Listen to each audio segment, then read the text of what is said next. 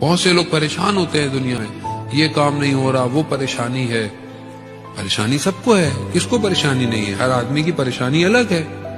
لیکن کیا ہم خدا کی بارگاہ میں کبھی گئے کہ پروردگار جہاں اتنے لوگ مشکلات میں ہیں ان کی مشکلات کو حل کر، میری مشکل بھی حل کر پروردگار. خدا تو چاہتا ہے کہ یہ دعائیں ابو حمزہ عثمانی، یہ امام سجاد کی دعاؤں کو آپ دیکھیں کہ کس طرح ہم خدا کی بارگاہ میں امام فرماتے ہیں کہ پروردگار تو دنیا میں تو نے میرے گناہوں کو پوشیدہ کیا ہوا ہے، چھپایا ہوا ہے، مجھے آخرت میں تیری ستاریت کی زیادہ ضرورت ہے.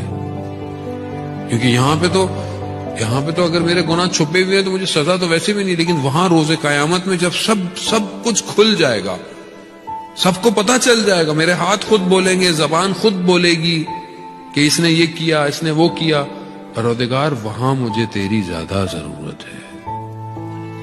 خب ہم تھوڑا تھوڑا اپنی زندگی میں اس دعا کی لذتوں کو شامل کریں.